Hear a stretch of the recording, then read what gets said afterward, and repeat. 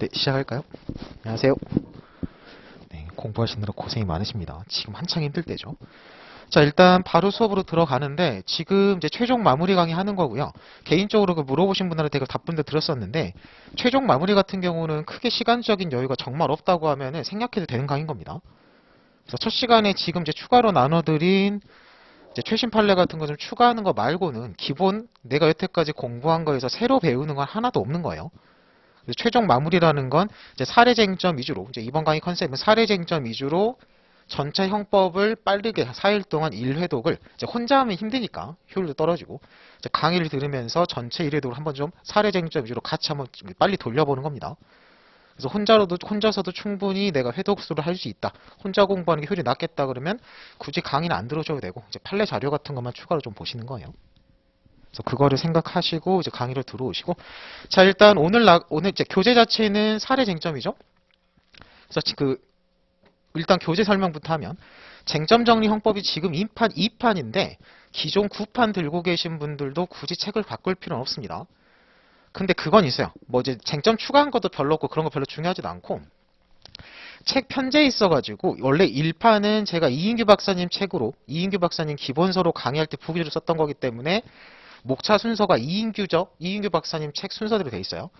근데 2판 같은 경우는 제가 기본 강의 교재를 신호진 박사님저로 바꿨죠. 그래서 이게 쟁점 순서가 원래 이인규저 목차에 맞춰져 있다가 책이 2판으로 개정되면서 신호진저 체계로 바뀐 게 있습니다. 순서가 바뀌었어요. 내용 바뀐 건 없고. 그래서 9판 가지고 수업 들으시는 분들은 좀 그런 걸 참고하셔가지고 본인이 9판 보시는 분들 책 순서에 좀 안 맞는 게 있으니까 그런 거 좀 적당히 왔다 갔다 하면서 고려해 두시고요. 아예 쟁점 정리 형법을 안 들고 계신 분들 같은 경우는 제가 지금 신호진저 예비순환 같은 거 할 때는 쟁점 정리나 부제를 안 쓰고 쟁점 정리 자체를 그냥 복사해가지고 자료로 뿌려드렸거든요. 이제 그걸로 보시거나 아니면 아예 다른 교재 보시는 분들은 본인이 들고 있는 교재 가지고 그냥 설명 들으면서 해당 파트 왔다 갔다 찾아가고 머릿속에 쟁점 떠오르면서 그냥 본인 교재로 따라가셔도 됩니다. 굳이 새 책을 뭐 사실 필요까지는 없다고 생각하시고 그냥 본인이 편한 대로 하시면 돼요. 자, 그래 수업으로 갑시다. 자, 오늘 일단 교재 들어가기 전에 나간 자료를 한번 보세요. 자료 설명부터 좀 하고 가죠. 자, 개정 형법 정리 한 장짜리는 기존에 그 1개년 최신 판례 특강한 거 있죠? 그때도 같이 했었습니다. 일단 여러분 이 자료를 받기 전에 기본적으로 뭐가 좀 숙지가 돼 있어야 되냐면 지금 원래 예정상으로는 3개년 판례였는데 제가 지금 1순환이랑 싹 이제 강의 이제 폐강하면서 1개년 판례 특강을 해가지고 좀 짧게 끊었죠? 그리고 그 1개년 최신 판례 특강하면서 뭐까지 당연히 최신 판례 할 때는 개정법까지 같이 하는 겁니다. 그래서 그 최신 판례 강의할 때 개정법까지 같이 정리했었어요. 특히 뭐 형법은 안 중요하지만 형소 같은 경우는 그 개정법 정리가 중요하죠. 이번 시험에서는. 자, 그래서 이제 형소법은 형소법 얘기하고 형법 정리 같은 경우는 그래서 그때 한번 드린 자료입니다. 추가되는 자료는 아니에요. 그래서 하나만 좀 더 이제 찝으면서 가려고. 자, 일단 그 한 장짜리 가져가셔가지고요. 한 장짜리가 개정법이고 그 여러 장짜리 나간 두 번째 자료가 그 추가되는 판례들인데 일단 개정법부터 정리하고 갑니다. 자, 한 장짜리 서류 한번 보세요. 자, 개정 형법 정리해서 이건 다 아시죠? 자, 재개정 이유는 그냥 읽어보시고 자, 주요 내용으로 가세요. 자, 가번 봅니다. 미성년자 의제 강간의 연령 기준을 13세에서 16세로 상향입니다. 자, 그리고 피해 미성년자가 13세 이상 16세 미만인 경우 19세 이상의 자에 대해서만 처벌합니다. 그래서 305조 2항이 신설된 거예요. 자, 밑에 표로 가세요. 자, 밑에 표로 가셔가지고 개정 전법과 개정 후법 비교 들어가 있죠. 자, 개정 전법 보세요. 305조입니다. 의제강간이라는 표현을 쓰죠. 폭행 협박으로 하면 뭐 13세 미만 불문하고 다 강간으로 가는 거고 이제 성폭 가중처벌 가는 거고 지금 305조 의제강간은 뭐예요? 동의받아서 가는 거 화가 난 경우예요. 당연히 성년끼리 화가 난 건 처벌 여지도 없는 거고 우리 형법 원래 형법상은 13세 미만자와 동의 얻어가지고 간음한 사람을 처벌하는 거였습니다. 근데 이제 법이 개정됐죠? 오른쪽으로 가세요. 예비 음문 읽어보시면 될 거고. 자, 305조 1항이 기존 법을 그대로 받고 2항이 추가된 거예요. 이런 식으로 개정법은 여러분들 구법, 신법을 비교하면서 가셔야 됩니다. 안 그러면 헷갈리니까. 자, 2항 보세요. 13세 이상 16세 미만의 사람에 대해서 간음 추행만 하더라도 폭행 협박 같은 게 안 들어가고 간음만 하더라도 이렇게 되는 거죠. 자, 근데 중요한 게 특이하게 여기 뭐가 들어가 있어요? 그냥 자가 아니라 그 행위자에 대한 제한이 들어가 있죠. 19세 이상의 자입니다. 이게 되게 특이한 거예요. 이런 건 은근히 누락할 수 있으니까 체크해 두시고. 그러니까 행위자, 그러니까 우리 형사기록 같은 걸로 생각하면 피고인 이렇게 되는 거겠죠. 그 행위자, 가해자, 피고인이 19세 이상임을 전제로 15살짜리 동의 받아가지고 간음하면 역시 의제강간 처벌하겠답니다. 그럼 어떤 거를 방지하려고 19세 이상을 넣어놓은 거예요? 그러니까 미성년자끼리 여자친구, 남자친구 사귀다가 학생끼리 사귀다가 이게 간음한 경우는 처벌하지 않겠다는 얘기죠. 딱 그 상황 생각하시면 돼요. 그래서 일단 조문 그대로 정리 잘 해두시고 자, 한 페이지 넘겨보시면 이거 보려고. 자, 이게 지금 특별법 규제에 들어가 있는 표죠. 아청법, 성폭법, 그리고 일반 형법상 성폭력 범죄 정리입니다. 자, 그래서 왼쪽에 행위고요. 자, 왼쪽 목차가 행위별로 나누는 거고 위쪽 목차가 그 범행의 객체의 연령이죠. 자, 그래서 왼쪽 보시면 강간이라는 건 폭행 협박으로 현저 곤란케 한다면 이렇게 다 이제 풀어가지고 머릿속에서 떠올리면 되는 거고 강간 그리고 유사강간 추가됐죠. 강제추행, 준강간, 중강제추행 그리고 위계 위력 간음, 위계 위력 추행이고요. 마지막이 의제강간이에요. 자, 그래서 그 위쪽에 가셔가지고 나이에 맞춰서 보시면 자, 여러분들 이제 하나하나 읽는 건 지금 단계에 생략하고 집에 이게 지금 정리가 안 돼 계신 분들 같은 경우는 집에 가셔가지고 여기 있는 규정을 정독을 하셔야 됩니다. 그러니까 표만 대충 보면 여러분들 머릿속에 안 남아요. 이 표가 딱 봤을 때 그 표에 있는 조문 내용들이 머릿속에 딱 안 떠오르신 분들은 보통 안 떠오르죠. 성법법 그렇게 열심히 안 보니까. 집에 가셔가지고 여기 등장하는 조문 정도는 정독을 한번 해보세요. 그리고 이제 옆에 표를 놓고 보시면 대충 정리되는 거고 이거를 칼같이 끌어 외울 것도 없는 게 만약에 사례 기록 같은 데서 문제 나오면 그냥 법전 찾아가지고 읽어보고 푸시면 됩니다. 뭐 이 조문 내용 자체를 객관식에 물어볼 것도 없는 거죠. 그래서 이게 사례 기록용으로 준비한다고 하면 위치만 아시면 되고 특히 사례에서 누락만 안 하시면 돼요. 그럼 여러분이 어떻게 접근하시면 되냐면 이제 기록 같은 경우는 누락도 안 생기는 게 공소장에 아예 적용법조와 공소사실을 써주잖아요. 그럼 공소장에 성폭법이 써 있으면 그냥 성폭법 법전을 펴놓고 기록을 읽기 시작하시면 돼요. 답안 쓸 때도 마찬가지고. 그리고 사례 같은 것도 마찬가지예요. 사례에서 뭐 질책을 물어보고 그게 성폭력 범죄에서 성폭법, 아청법의 적용 여지가 있는 사실관계가 딱 생각나는 순간 그냥 성폭법하고 아청법하고 조문을 펴놓고 조문을 빨리 눈으로 훑어본 다음에 사실관계는 읽는 게 나아요. 문제 풀 단계에서. 특별법 같은 경우는 좀 그 정도 요령은 있어야 됩니다. 정통망법, 성폭법 이런 것까지 여러분들 무슨 교통사고 정리해서 하나씩 꼼꼼하게 정리 못하기 때문에 그 정도 요령은 있어야 돼요. 자, 그 정도 요령을 좀 부리려면 일단 공부하는 단계에서 한번 정독 정도는 해보는 게 좋다는 얘기입니다. 자, 그리고 우리가 중요하게 정리해야 될 거는 위에 있는 나이 기준을 보시면 13세 미만자가 성폭으로 가고요. 13세 이상 19세 미만이에요. 뭐 19세 미만이나 18세 이하나 같은 말이죠. 아청으로 가고 그 다음에 19세 이상이 형법으로 가는데 자, 그래서 행위별로 조문 정독해 보시고요. 마지막 줄로 가셔가지고 의제강간으로 갑니다. 동의가 있든 없든. 자, 근데 주의할 게 각주 3번 같은 데 써있죠. 폭행 협박이 들어가면 위에 강간으로 가는 거고 이제 폭행 협박이 없음을 전제로 동의입니다. 자, 그래서 원래는 우리가 이제 앞에서 봤죠. 13세 미만만 의제강간으로 처벌하고 13세 이상에 대해서는 동의받아서 간음하는 거는 처벌하지 않는 게 우리 형사체계였어요. 자, 근데 이제 이게 추가된 거죠. 개정법 305조 2항이 들어가면서 두 번째 칸이 채워지는 겁니다. 13세 이상, 18세 이하가 아니에요. 16세 미만입니다. 자에 대해서 행위자가 19세 이상인 경우에 한해서 그래서 아까 조문도 본 거예요. 그 조문 내용 맞춰가지고 이 부분이 이제 처벌 대상이 확대됐다고 보시면 돼요. 자, 그리고 이걸 왜 최종 마무리에서까지 중복해서도 설명을 하겠어요? 이거 저번에 1개년 판례 특강 할 때도 얘기했던 거잖아요. 이게 객관식용으로 여러분 단순히 보고 갈 것 같으면 그냥 조문만 보셔도 돼요. 근데 계속 얘기했죠. 여러분들 그 기출문제 분석 같은 거 좀 해보시면 당연히 개정법은 중요하게 나오고 지금 이제 최신 판례 추가하는 것까지 포함해가지고 최신 판례 내용이 주관식 사례 같은 데서 한 10점짜리, 15점짜리 통문제로 나오는 경우가 생각보다 이게 많았습니다. 변시에서.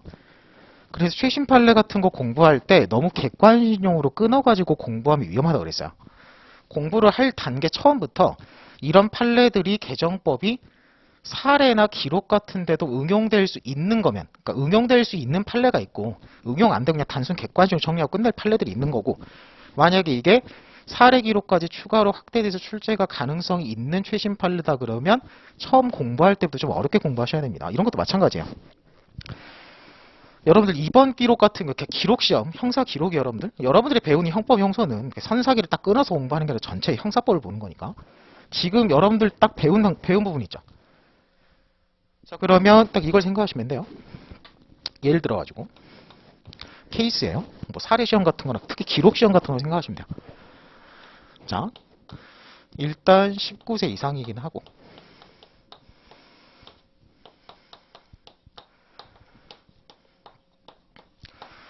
자, 기록으로 정리하면 사례 선택형은 당연히 풀리니까. 자, 기록이라고 생각해 보세요. 여러분들이 공소장을 딱 폈는데,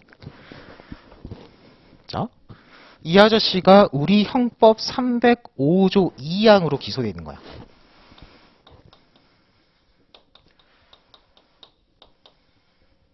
사실관계부터 씁시다. 자, 19세 이상인 피고인이 15세인 피해자 A의 동의를 받아가지고 간음을 했다라는 공소사실로, 당연히 이제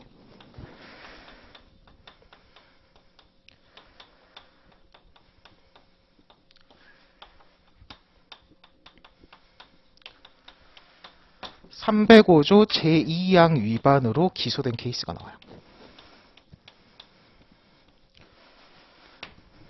자, 그러면 여러분들 딱 기록을 펴봤는데 305조 2항이 개정된 거 보고 들어갔으니까 웬만큼 공부하는 사람들은 305조 2항이 기록에 바로 나왔는데 이렇게 되는 거죠. 개정된 최신법이. 그럼 여러분들 딱 이게 기록이나 사례 같은 데 나올 수 있는데, 기록에 나오는 건 사례도 다 구성 가능해요. 자, 기록에 딱 나온다고 했을 때 무슨 쟁점이겠어요? 여러분들이 이걸 잘 생각을 못 하는데, 저보고 내라 그러면 원래 그러니까 얘예요. 꼭 이게 나온다가 아니라 예를 들어가지고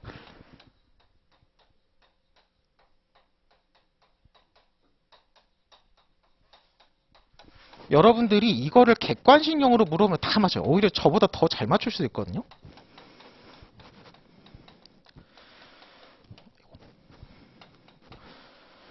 여러분들이 행위시법주의 예외적 재판시법주의 공부하면서 이게 행위시법주의가 기록에도 출제 가능하다는 생각을 잘 못해요. 내용 자체는 여러분들 다 잘 알고 있습니다. 이게 기록용으로 나온다 그래가지고 1조 공부하면서 내용을 추가로 공부하는 거 하나도 없어요. 그냥 법리는 규정 몇 개 내고서 끝나버립니다. 1조의 1항에 따라서 형벌 불소급의 원칙인 거죠. 행위시법주의에 따라서 개정된 신법으로 뭐 중하게 처벌받지 않는다 이런 거 쓰는 건데, 자, 이게 지금 어떻게 나오겠어요? 행위시법주의가 이 케이스에 적용된다 그러면 당연히 사실관계가 이제 뭐가 나오겠어요? 이렇게 공소제기가 됐는데 알고 보니까 이 행위 자체가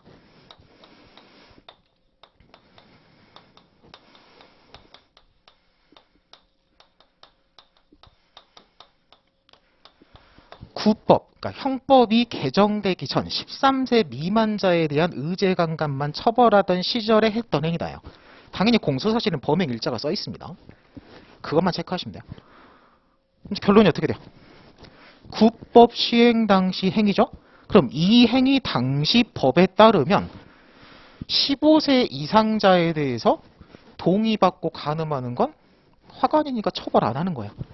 처벌받지 않던 행위가 법이 개정돼가지고 개정법에 따르면 처벌이 되게 되는 거면 결론적으로 지금 재판할 당시에 적용되는 법은 형법 1조 1항 형벌 불소급 행위시법주의에 따라서 개정된 신법으로 중하게 처벌할 수 없는 거죠. 그럼 결론이 어떻게 돼요? 결론은 전담 무죄입니다. 그럼 머릿속에서 답안 구성을 해보세요. 이건 사례도 나오고 기록도 나올 수 있는 거니까. 답안 쓰는 건 간단해요. 자, 일단 법률 판단 쟁점이니까 제일 먼저 들어갈 거는 쟁점 정리랑 법리 쓰는 겁니다. 행위시법주의 형벌 불소급 원칙 관련해서 문제 이렇게 쓰고, 그 다음에 법리 기재는 뭐예요? 그냥 이거 베끼는 거예요, 여러분들. 형법 1조 1항에 써 있잖아요. 규정이 있으면 일단 규정부터 베끼고 하는 거예요. 일단 1조 1항을 베끼고 이제 형벌 불소급 행위시법주의 의미에 대해 생각나는 거 있으면 일반 한 문장 정도 붙여주고, 그럼 구색이 딱 맞잖아요. 그래서 행위시법주의 법리 베껴주고 그 다음에 이제 사안검토 결론이죠. 그럼 뭘 쓰겠어요? 우리 사안의 경우 이 새로운 법의 시행일 이전인 몇 월 며칠 날 범한 범행이므로 위 1조 1항에 따라서 구법이 적용된다. 구법이 적용되니까 최형 법정주의죠. 구법에 따르면 처벌되지 않는 행위니까 전담무죄가 나온 겁니다. 이런 사안은 딱 325 전담무죄죠. 그래서 근거 규정은 행위시법주의로 들어갑니다. 생각해보면 답안 쓰는 건 간단해요. 근데 이거를 여러분들이 기록 같은 데 출제하면 사람이 일단 당황을 해요. 왜냐면 여러분들이 행위시법주의가 기록에 나올 거라는 생각을 잘 못하잖아요. 자, 그리고 하나만 더. 방금 제가 얘기했죠? 답안 구성을 꼭 머릿속에서 해보라는 이유가 뭐냐면 이 케이스의 사안 검토가 중요해요. 사안 검토의 핵심은 뭐예요? 자, 얘가 만약에 18년은 좀 그렇고 19년 10월 1일 범행이에요. 그럼 답안을 써본다고 생각을 해보세요. 딱 답안이 어때요? 아까 사안 검토가 제 말을 어떻게 했어요? 이 부분 공소사실 범행은 이 새로운 법 305조 2항의 시행일 이전인 19년 10월 1일 범행이므로 이렇게 하죠. 그럼 여러분들 이 쟁점을 찾아낼 때부터요. 답안을 쓰는 것도 마찬가지고 여러분들이 답안에 적시를 할 내용이 뭐가 있냐면 여러분들이 기록에서 찾아야 될 것들이 뭐가 있냐면 이 새로운 법 있죠.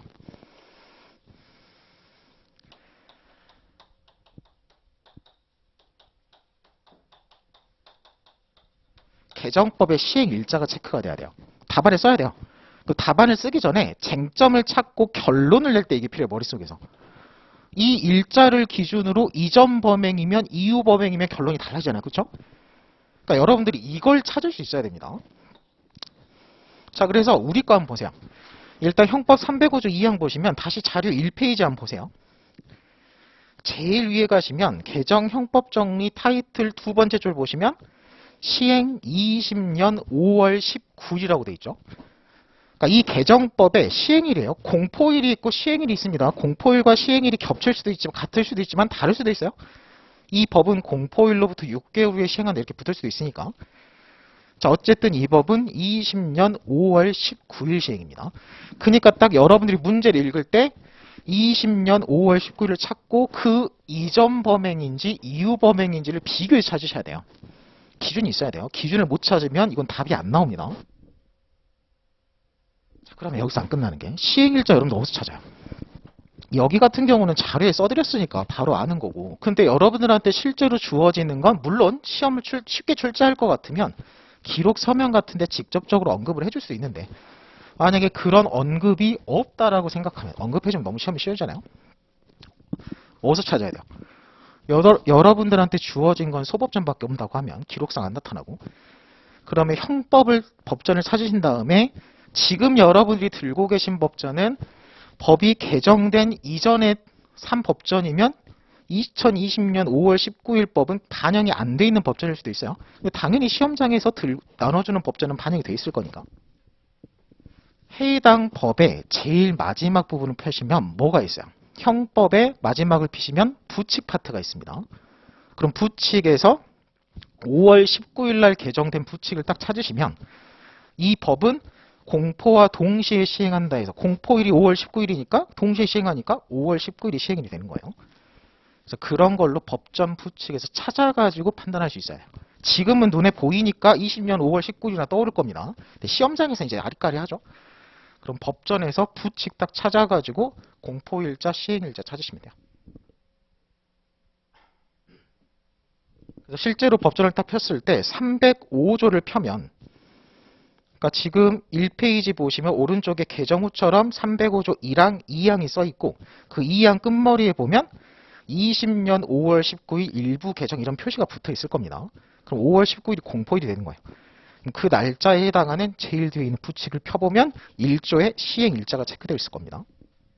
시행일자를 찾은 다음에 그 다음에 시행일자랑 범행일자를 비교해서 구법적인지 신법적인지를 찾으면 이제 머릿속에서 결론이 나올 거예요. 그리고 나서 이제 답안 구성하시면 돼요.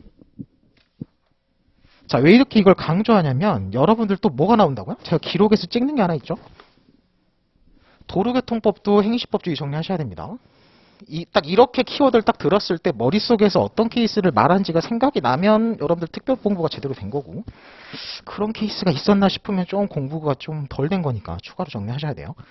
자, 이것만 확인해 보고 가죠. 제가 말하는 조문이시면 어떤 거예요? 148조 다시 2. 이건 여러분들 법전에 정리되어 있습니다. 올해 개정이 아니고 재작년 개정이죠. 자, 도로교통법 148조 다시 2를 보세요. 음주운전 관련이죠. 아, 이거 마스크를 쓰고 수업을 하니까 숨이 차가지고 제가 되게 숨차고 있어요 지금. 자, 148조 다시 2를 봅시다. 음주운전 관련이고요. 148조 다시 2는 처벌하는 행위 범죄가 3개인 거예요. 자, 일단 사망이 일반 음주운전, 그리고 2항이 측정 거부, 그리고 1항이 원래 삼진아웃 제도였는데 법이 개정돼서 이진아웃이었죠. 이진아웃으로 바뀐 거죠. 그러니까 지금 도교법 148조 다시 2가 어떻게 개정된 거예요? 이게 옛날 판례 같은 거 읽을 때 헷갈리니까 국법의 체계 정도는 머릿속에 잡고 계셔야 됩니다.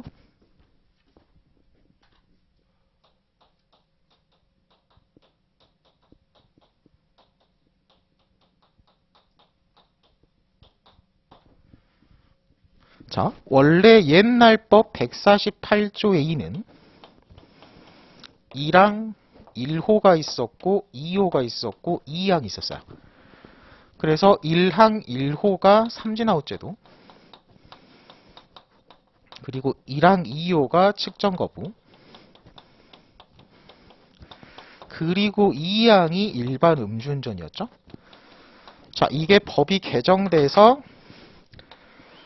삼진아웃이 1항으로 독립해서 올라가면서 이진아웃이란 말도 안 되는 건데, 삼진아웃 때문에 이제 삼진아웃이랑 비교하려고 이진이라는 표현을 쓰는 거죠. 원래는 2번 전력이 있는 사람이 3번째부터 가중처벌이었는데 한 번만 전력이 있어도 2번째부터 바로 가중처벌로 바뀐 거예요. 음주운전의 처벌이 확대된 거죠. 그 다음에 측정 거부가 2항으로 가는 거죠. 내용은 똑같고요. 자, 그 다음에 일반 음주운전이 3항으로 가면서 뭐가 달라졌어요? 기존의 음주운전은 혈중 알코올 농도 수치가 0.05% 이상인데 이제 0.03% 이상으로 처벌의 하한이 내려갔죠. 그러면 기존 법에 따르면 0.04는 무죄였지만 혈중 알코올 농도, 현행법에 따르면 유죄가 떠요. 딱 행시법주의 여러분들 이거. 자, 그래서 쉬운 것부터 정리해보면 일단 법조문이 바뀌었기 때문에, 왜냐하면 여러분들이 지금 도교법 관련해서 읽는 판례들이 옛날 법에 따른 판례들이 많아요. 그럼 판례 번호가 지금 현행법으로 안 맞잖아요.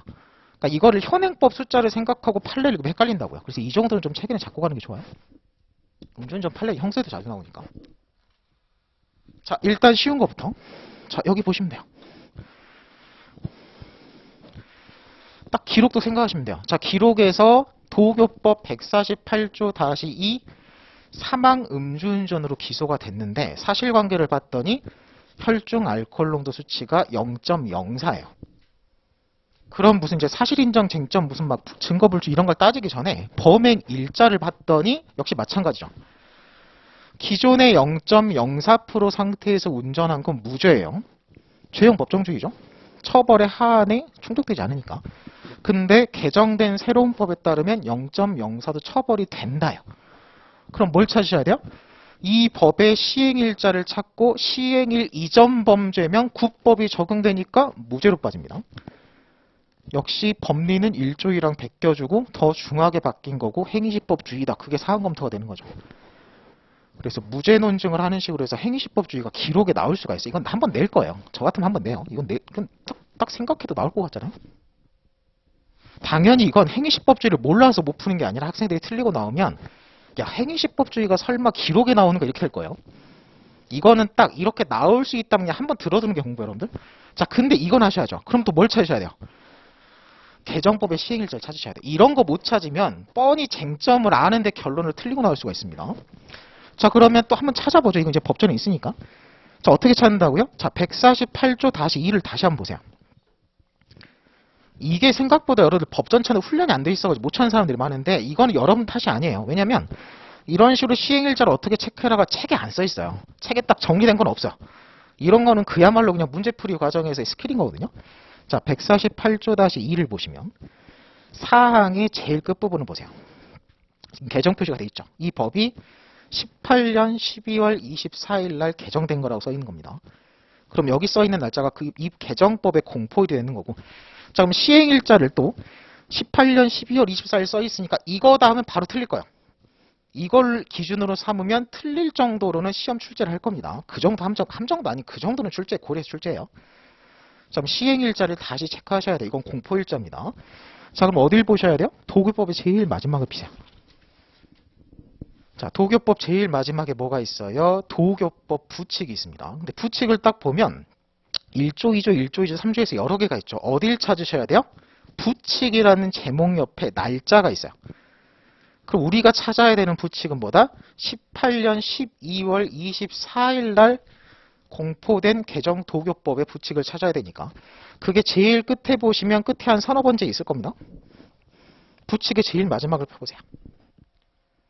그래서 부칙 보시면 오른쪽에 날짜가 18년 12월 24일 법 16037호라고 써 있는 거 있죠.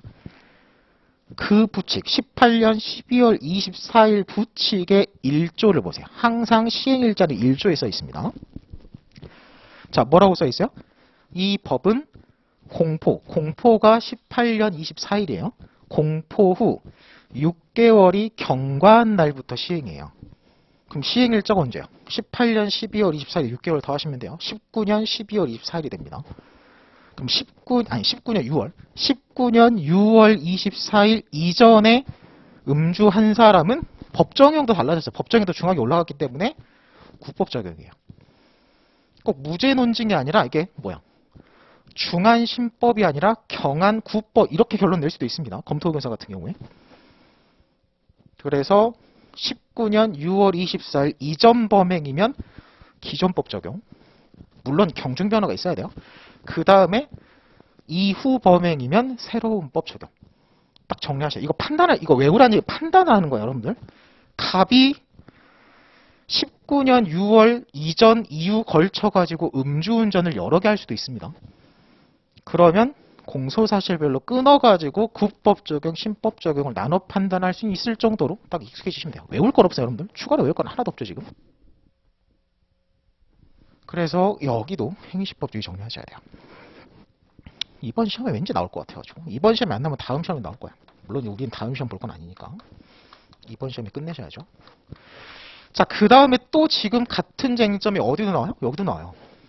제가 찍는 건 여기거든요, 지금. 여기가 나오면 좀 난리가 날 거라서. 자, 삼진아웃이 이진아웃이에요. 자, 그러면 잘 생각해 보시면 삼진아웃제도 1항 2로 지금 이진아웃제도 어쨌든 이 1항에서 처벌하는 건 일반 음주운전에 대한 가중처벌입니다. 자, 그럼 이거 생각하시면 돼요. 구법 적용 하에서는 기존의 음주 전력이 한 번밖에 없는 사람이에요. 한 번밖에 없는 사람이 또 음주운전이 적발당했어요. 이건 다 인정도 하고 보강 증거도 있으면 결론이 어떻게 돼요? 한 번밖에 없으니까 1항에 따라 가중처벌될 수는 없고 1항은 무죄고 다만 축소사실로서 2항 몇 호의 일반 음주운전으로 처벌될 수 있다. 이렇게 끝나겠죠, 결론이. 자, 근데 만약에 신법이 적용되면 한 번만 있어도 가중처벌되니까 그냥 바로 유죄 뜨는 겁니다. 그럼 역시 또 행위시법주의에 따라서 우리 사안이 구법이 적용되는 사안이다. 1차 결론 내려주고 구법에 따르니까 전력이 한 번밖에 없어 무죄가 나오고 다만 이 부분 공소사실, 축소사실 써주고 음주운전 성립은 가능하다. 또는 이제 음주운전에 대한 뭐 사실인정 쟁점이 막 이렇게 이어지겠죠. 그래서 구성을 딱 잡아보시면 돼요. 자, 그 다음에 여러분들 이제 올해 최신 판례, 19년도 최신 판례긴 한데 기존의 삼진아웃 제도 하에서 나온 최신 판례 있죠. 자, 어떤 최신 판례? 여기서 말하는 전력이라는 건 확정 판결일 것을 요하지 않는다는 그 판례 있습니다. 그게 어마무시하게 중요해요. 그 판례가 제가 찍는 거예요. 그 판례가 기록 같은 데 사례 같은 데 나올 수 있다고. 자, 그 판례 일단 내용은 다 배웠을 거니까 안다는 걸 전제로 그 판례가 지금 설명하는데 안 떠오르면 그 판례 공부 다시 하셔야 돼요, 여러분들. 자, 기존 판례가 뭐라고요? 자, 이런 거 생각하시면 돼요.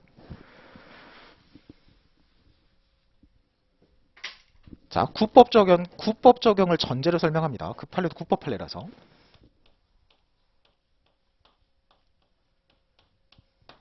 자, 피고인 갑이 구법이에요.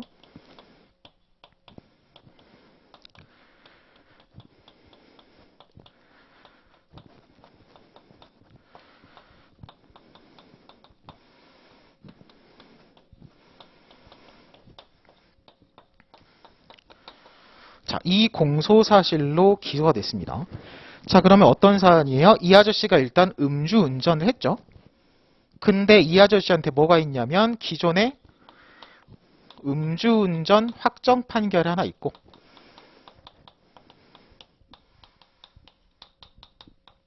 바꿔 말하면 전과가 있다는 얘기죠. 근데 구법이니까 하나가 더 있어야 돼요.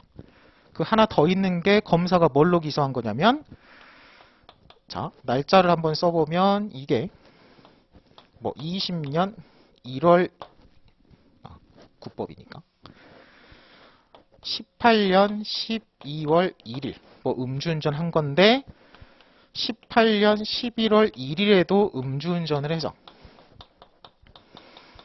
1심에서 유죄 판결이 선고되고 현재 항소심 계속 중이다. 이런 식으로 케이스 구성한다고 생각하시면 돼요. 자, 이 상황에서 공소 제기됐을 때 유죄 판결, 삼진아웃 제도로 유죄 판결 때릴 수 있다라는 게 현재 대법원 판례인 겁니다.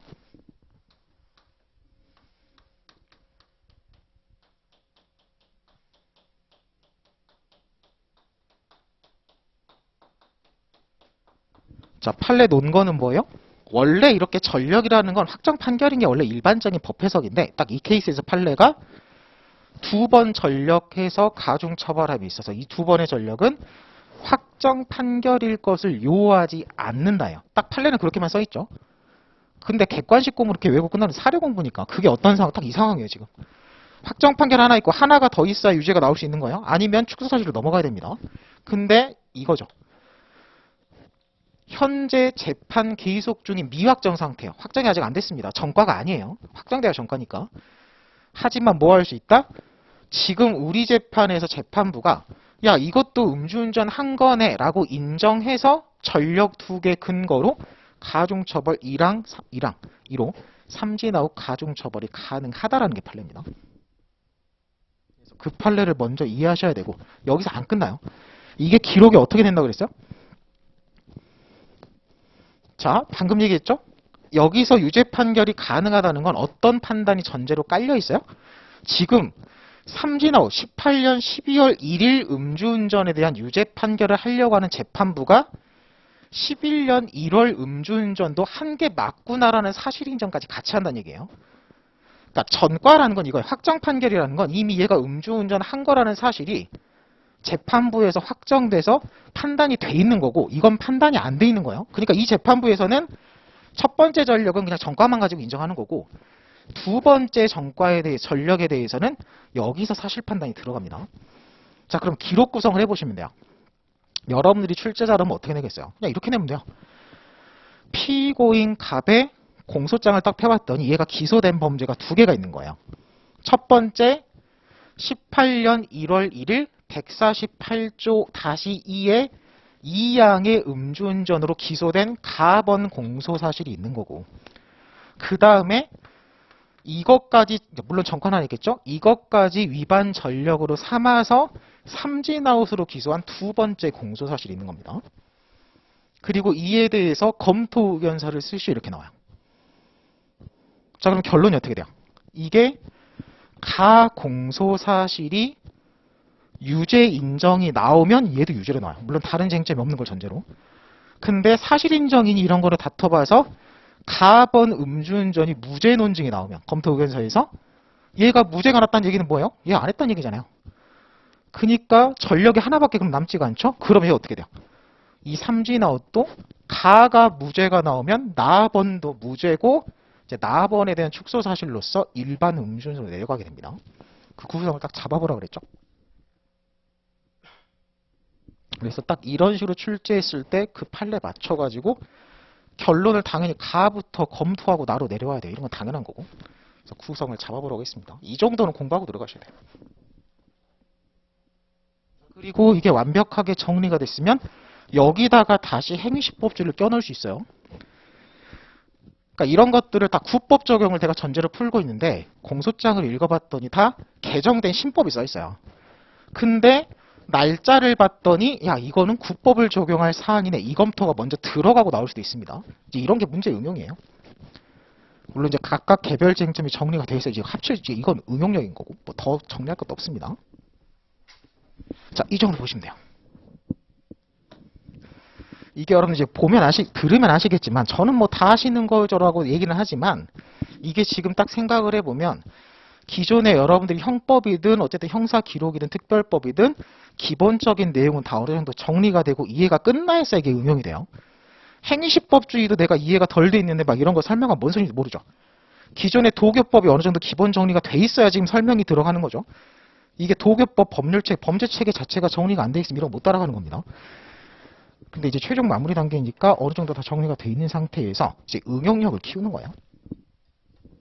그 정도 보시면 돼요. 행위시법주의가 여러분들 기록에 나올 수 있습니다. 연수원 기록 같은 게 있어요. 이게 제가 멋대로 그냥 혼자서 임의로 문제를 만드는 게 아니라 연수원 기록 같은 데 보면 다 있어요. 구법 적용 케이스인데 신법 적용해가지고 무죄 나온 기록 같은 거 다 있습니다. 그리고 여러분 변시 같은 데 충분히 나올 때가 됐고 이게 왜 안 나왔냐면 여러분들이 딱 중요하게 배우는 형법, 특별법 범위 내에서 이런 식으로 행위시법주의를 건드릴 만한 법 개정이 없었어요. 근데 이게 최근에 도교법도 그렇고 형법도 그렇고 이제 들어간 겁니다. 도교법이랑 형법 의제관과는 A급이잖아요, 둘 다. 그래서 이런 것들이 개정됐으면 이제 기존에는 제가 한 3년 전에 강의할 때 이런 거 안 가르쳤어요. 이게 지금 상황이 바뀐 겁니다. 그래서 현재 상황에 맞춰가지고 좀 중요도가 올라가는 케이스가 있으니까 이건 좀 맞춰서 봐주세요. 자, 그리고 나서 판례 자료로 갑시다. 자, 지금 나간 최신 판례는 그 1개년 특강한 거 있죠? 1개년 판례 특강한 거에 추가하셔야 돼요. 우리가 지금 공지가 어떻게 돼 있어요? 시험 1을 기준으로 6개월 내에 생성된 판례는 출제 범위에서 제외한다고 돼 있잖아요. 그럼 여러분들이 보는 시험 날짜를 1월 초로 잡으면 생성이니까 선고일자 기준이에요. 공보일자 기준이 아니라 공보 기준이 아니잖아요. 그럼 생성일자니까 선고일자예요. 그러면 6월 선고된 판례까지는 정리해야 되는 겁니다. 그게 제일 안전한 정리죠. 근데 지금 기존의 1개년 특강 같은 경우는 강의 일자 이후에 나오는 건 물리적으로 안 되니까 이게 6월 판례 공보까지 기준으로 지금 1개년 판례를 진행한 거거든요. 근데 실제로 8월 공보까지가 딱 6월 판례를 커버해요. 그래서 6월 선고일자 판례까지를 그 이전에 추가된 공보된 거를 추가한 겁니다. 그래서 기존의 그 1개년 판례 본 거에다 추가하세요. 뭐 어마무시하게 중요한 건 없습니다. 자, 그래도 좀 간단히 보죠. 자, 1페이지로 가셔가지고요. 자, 부동산 이중매매에 있어 배임죄고요. 이중매매 관련 추가되는 법리는 없어요. 자, 밑에 본문 음영 밑으로 본문으로 가셔가지고요. 뭐 밑줄 부분 읽어보시면 이중매매 기본입니다. 다음에 이제 강론에서 기본 케이스 이중매매도 한번 정리할 거고 이 얘기를 그대로 할 건데 여기서 뭘 추가하셔야 되냐면 제일 마지막에서 6줄을 보세요. 자, 매도인이 기존 선 매매계약 위반해가지고 후 매수인에게 중도금 받고 등기까지 하면 배임죄 기수되는 거다라고 하는데 자, 판례가 추가로 나옵니다. 자, 배임죄가 성립하고요. 자, 그 다음 밑줄 보면 쭉 보세요. 매도인이 매수인에게 이제 매수인도 불안한 거죠. 그래서 순위보전의 효력이 있는 가등기를 맞춰준 경우에요. 이런 사실관계가 추가되더라도 끝에 대줄 이러이러한 내용이 변경된다고 볼 수 없다. 판례 결론은 뭐다? 순위보전의 민사적인 순위보전의 효력이 있는 가등기를 맞춰주었다 하더라도 그러니까 민사적으로 이 매수인이 1매수인에게 대항할 수 없는 민사적인 권리관계가 있더라도 그게 가등기로 들어가는 거죠. 결론 배임죄 성립에 영향이 없다고 합니다. 그래서 이 판례 표현은 정리하셔야 돼요. 딱 기록 생각하시면 돼요. 기록이 어떻게 나와요? 우리 피고인이 이중매매 케이스로 해가지고 배임죄로 기소가 됐어요. 근데 1회 공판에서 얘가 뭐라고 변소하는 거예요? 아니 순위 보전의 효력 있는 가등기를 맞춰주지 않았냐. 실제로 막 가등기 효력 해가지고 본등기까지 가져가지 않았냐. 그니까 나는 배임죄 아닙니다. 이딴 식으로 변소해봤자 여러분 딱 이 판례 쓰고 유죄다라고 검토를 쓰시면 돼요. 딱 기록 딱 구성만 잡아보시고요. 그럼 대충 이제 어떤 표현을 외워야 될지가 여러분들 머릿속에 떠오르죠. 자, 그 다음에 2페이지 가서 2번으로 갑니다. 자, 밑에 본문으로 가서 그대로 한번 읽어보죠. 특가법 5조의 4의 5항이에요. 실제로 여러분들 그 집에 가서 법전을 찾아보시면 5조의 4의 1항은 삭제되고 없습니다. 원래 5조의 4의 1항이 뭐냐면 일반 상습절도예요. 그러니까 제가 연수원 다닐 때만 해도 상습절도가 형법상 상습절도로 의율하는 게 아니라 가중처벌하는 특별법 특가법 5조의 4의 1항으로 갔습니다. 그래서 여러분들이 가끔 그 상습절도 판례 읽다 보면 상습절도를 형법으로 안 가고 특가법 5조의 4의 1항으로 한 판례를 은근히 많이 볼 거예요. 그게 옛날 법이에요. 근데 그게 형이 너무 과중하다고 헌재 때려맞고 위헌 때려맞고 이제 5조의 4 1항이 삭제돼서 특별법이 삭제됐으니까 일반 형법으로 간 겁니다. 그래서 여러분들이 현재 죄명 의율할 땐 다 형법상 상습절도로 가요.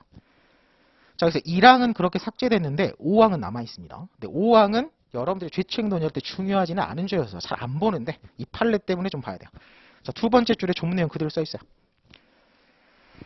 형법상 이러이런 절도 관련 죄로 또는 그 미수로 자, 3번 이상 징역형을 받은 사람이에요. 그러니까 절도 관련 전과가 3개 이상 있는 사람이 그리고 그 전과가 징역형 이렇게 들어가요. 벌금 빠지는 거죠. 자, 다시 절도 관련 범죄를 범해서 누범으로 처벌하는 경우예요. 누범으로 처벌하는 여기서 말하는 누범보다 형법 35조를 말합니다. 금고 이상의 형 선고받고 확정돼서 그 확정된 금고 이상의 형의 집행 종료일로부터 3년 내에 범한 범죄해야 돼요.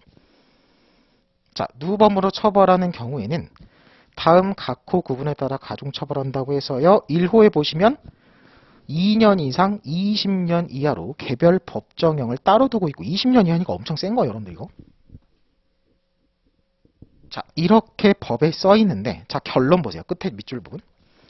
이러한 규정은 처벌 규정은 형법 35조와 별개로 이러이러한 5조의 4의 5항의 행위자를 끝에 두 줄 새로운 구성 요건을 상설한 것으로 해석해야 되고요.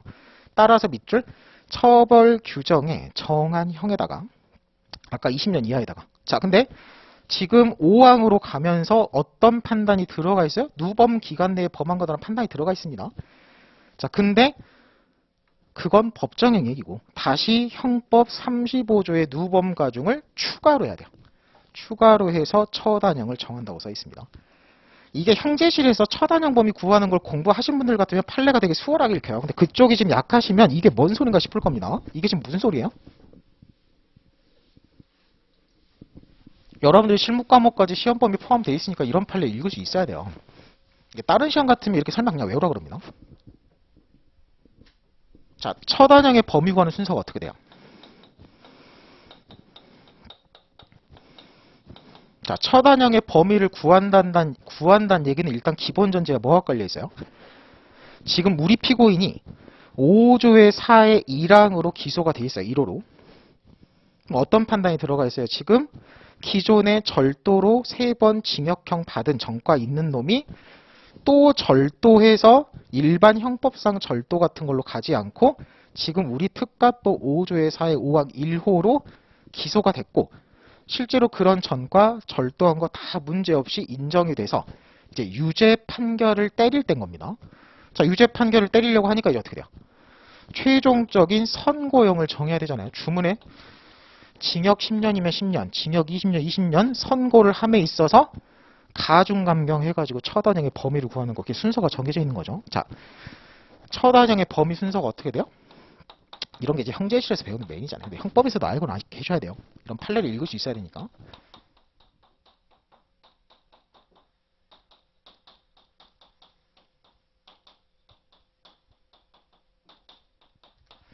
각총상선 누법 경작이죠. 자, 각칙 본조. 그리고 총칙상 가중. 총칙상 가중은 형법 34조 2항의 특수교사 방조를 말합니다. 그 다음에 상상적 경합. 그 다음에 형의 선택부터 하죠. 형의 선택을 하죠. 그 다음이 누범 가중이고, 그 다음이 법률상 감경인 거고, 그 다음이 경합범인데, 전단경합부터, 자, 전단경합 있고 후단경합 있으면 후단경합 39조 처리부터 해주고 나서 전단경합 흡수 가중 경과예요. 그리고 나서 마지막에 장량감경입니다. 자, 그러니까 어떻게 한다는 얘기예요? 처단형의 범위를 구할 때 일단 해당 유죄 인정하는 공소적에 대한 그 죄의 법정형을 딱 찾아서 그 법정형, 각칙 본조에 어떤 가중한다, 이렇게 2분의 1 가중한다, 이런 거 상습절도 같은 거 보면 그 해당 범죄 2분의 1 가중한다 이렇게 법정에 써 있어요. 그런 것부터 가중한 다음에 이거하고 상경 처리하고 징역 또는 벌금이면 징역 선택, 벌금 선택하고 그 다음에 누범 전과 있으면 장기 2배 가중한 다음에 필요적 감경 같은 경우는 감경해주고 나서 후단경합 관계 있으면 주문 2개를 쪼갠 다음에 전단경합 뭐 동종이면 가중해가지고 마지막에 장량 2분의 깎아준 게 처단형의 범위고 그 범위에서 대법원 양형규정 판단해서 형선고 때리는 겁니다. 자, 이 얘기를 왜 하겠어요? 다시 판례로 가보자. 마지막 문장. 지금 이 특가법 위반죄로 기소된 피고인한테 최종적인 선고를 하기 위해서 이제 처단형의 범위를 구하는 과정에서 자, 우리 지금 사안이 뭐라고요? 누범 기간 내에 이 3번 전과 있는 애가 범한 것을 누범 기간이라는 판단이 들어갔어요. 그래서 뭘 구한 거예요? 일단 법정형을 찾은 거예요. 특가법에 따른 법정형 아까 뭐였어요? 2년 이상 20년 이하였습니다. 이 법정형을 가지고 처단형의 범위를 구함에 있어서 이렇게 가는 거야. 판례 태도는 뭐다? 여기서 누범 기간 내 범위 있잖아요. 일단 법정형 구하고 이 사이에 계산 다 있으면 한 다음에 그 다음에 누범 가중을 함에 있어서 형법 35조에 따라서 누범 가중을 추가로 한다요, 안 한다요? 결론은 한다예요. 그러니까 이제 다른 사유 없음을 전제로 가면 누범 가중이 뭐야? 장기 2배 가중이잖아요. 그러니까 2년 이상 40년 이하로 올라갑니다. 징역형은 장기 30년까지 하고 가중하고 50년까지 되죠. 40년까지 문제 없어. 그래서 다른 거 없다 치면 최종 장기 40년까지 나올 수 있다는 얘기입니다. 뭐 이렇게까지는 여러분들 시험에 안 물어보긴 할 건데 의미는 알고 읽으셔야 돼요. 의미를 알려면 이 정도는 딱 기본 지식이 있어야 되는데 이런 거 다 형벌론 때도 얘기하잖아요. 그래서 그 마지막 문장을 잘 정리하시면 됩니다. 자, 그리고 나서 이제 3페이지 3번 판례 좀 쉬었다가 3번 판례부터 보도록 하겠습니다.